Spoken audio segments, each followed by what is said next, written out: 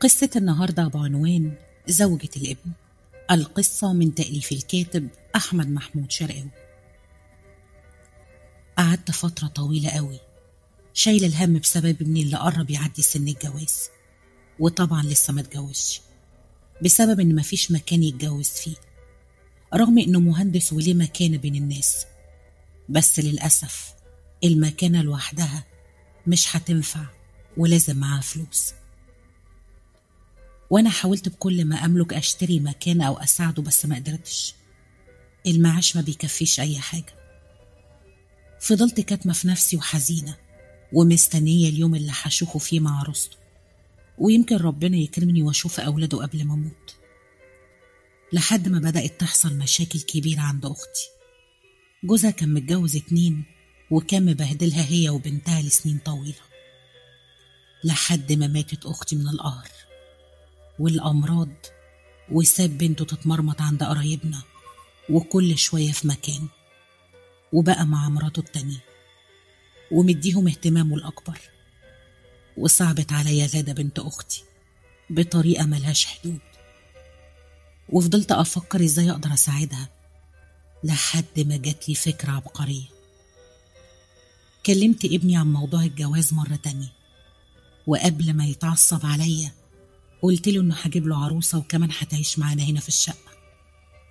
استغرب شوية لأن مفيش واحدة غالبا هتوافق بالموضوع ده، لأن بنات الجيل ده متدلعين على حسب كلامه. بس أنا قلت له إنها موجودة، وكلمته عن غادة وماليت دماغه لحد ما قال لي أشوف رأيها إيه. وأنا كنت عارفة وواثقة إنها هتوافق.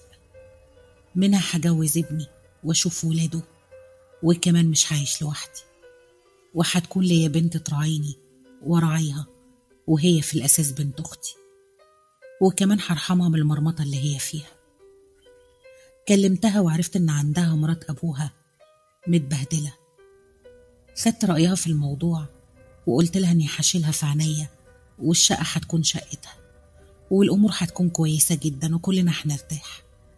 ولما فتحت أبوها لقيته بيعها بالمعنى الحرفي وما طلبش أي حاجة، ورغم كده جبت لها شبكة كويسة وعملت لها حفلة خطوبة.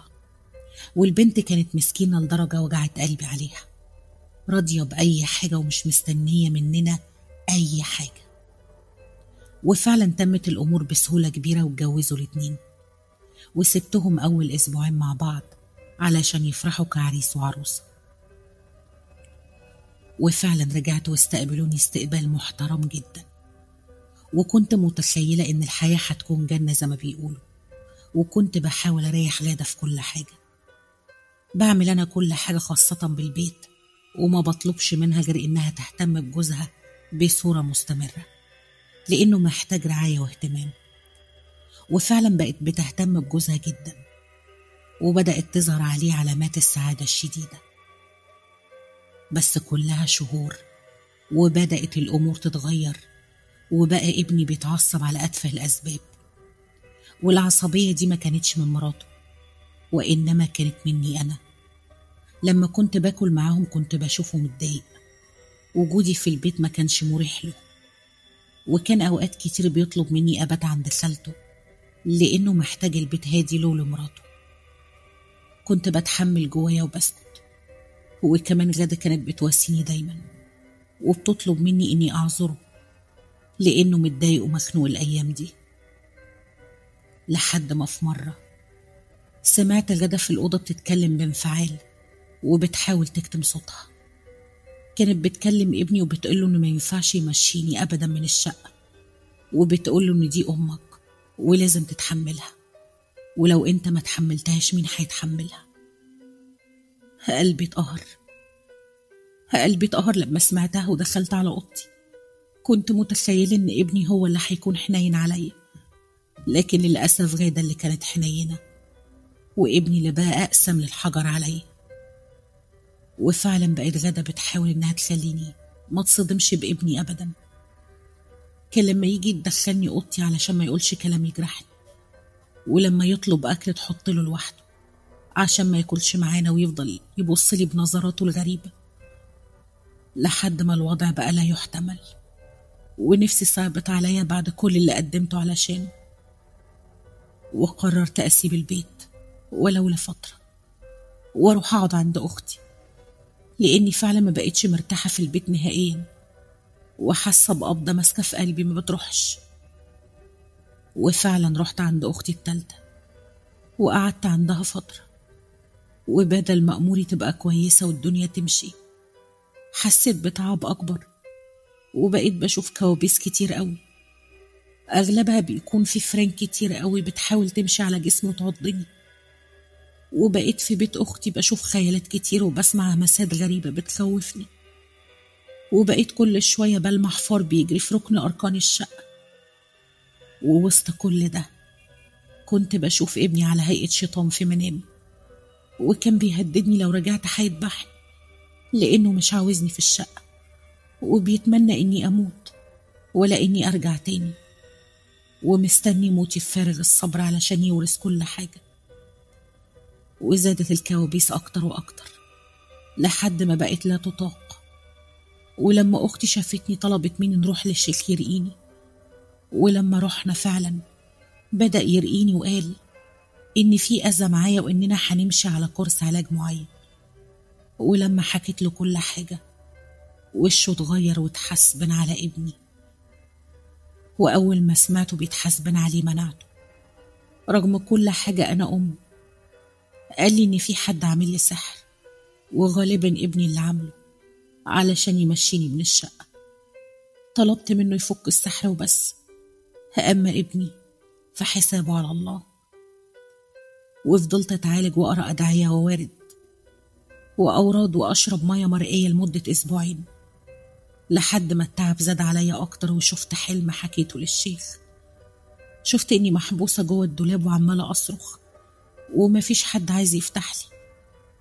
وقتها الشيخ طلب يروح معايا شقتي. كلمت غدا اللي كانت مع جوزها في مشوار، وقلت لها هرجع الشقة أخد شوية حاجات بس ما تعرفش ابني بأي حاجة. وفعلا رحت على الشقة أنا وأختي والشيخ، وبدأ الشيخ يقرأ قرآن كتير لحد ما فعلا طلع عملين مش عمل واحد في دولاب الهدوم بتاع ابني. وبدأ وشه يتغير وقال لي إن عامل العمل ده مش ابني، اللي عمل العمل ده غادة نفسها. قال لي إن في عمل منهم كراهية بيني وبين ابني، وعمل تاني بالموت والمرض ليا، وده اتعمل من قريب جدا. فضلت قاعدة مذهولة لحد ما رجعوا من بره. الشيخ طلب مني ما اتكلمش، وحكى لابني كل حاجة بعد ما أبطل مفعول العملين. ابني لما عرف كان هيموتها لولا إني خلصتها من إيده. طلقها في وقتها وطردها من البيت، ورجع يبوس على إيدي علشان أسامحه. غادة اللي أشفقت عليها وجبتها البيت كانت مش عاوزاني، وعاوزاني أمشي علشان تورث الشقة وتعيش براحتها. فعملت عمل بالكراهية بيني وبين ابني، وفضلت تمثل طول الفترة دي إن هو اللي مش عاوزني وإنها هي اللي عاوزاني.